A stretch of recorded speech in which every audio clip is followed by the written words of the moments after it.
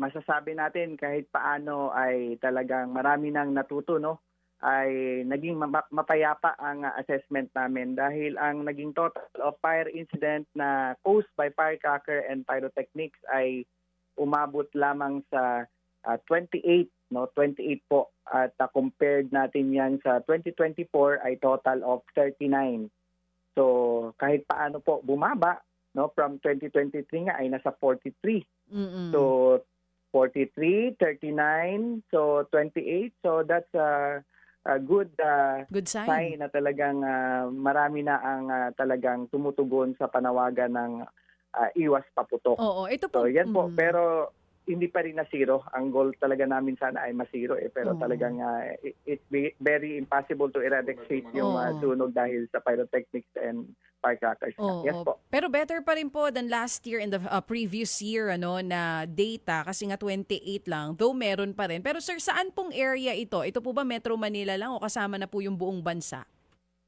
Nationwide na po yan. Meron na dito sa Metro Manila, yung sa Taguig, sa ibang karatig probinsya, pero meron din po outside talaga ng Luzon. Sa Visayas, yung sa Cebu, yung tindahan ng paputok doon sa Cebu province. Kasi po etong Disyembre, for the month of December alone, yung 28 po hindi lang yan December po Ang for December alone ay merong 11. Yan, 11 fire incident na dahil sa pyrotechnic at firecrackers. Yung iba doon, yung 17, kasi kami po ay calendar year, no, ang binibilang natin. Calendar year ng 2025 mula January 1 hanggang katapusan ng Nobyembre ay meron ng recorded na 17. Pero karamihan doon sa 17 ay halos sa first week din ng January. So existing 17, so etong December ay may karagdagang 11 kaya naging 28. Actually po, meron na tayong recorded agad na isa for 2026. Okay. Yung sa Saan po Sumulong. yan? Opo, Sa Antipolo? Sa Sumulong, Antipolo, tindahan ng paputok. Kaya yun talaga ang panawagan namin.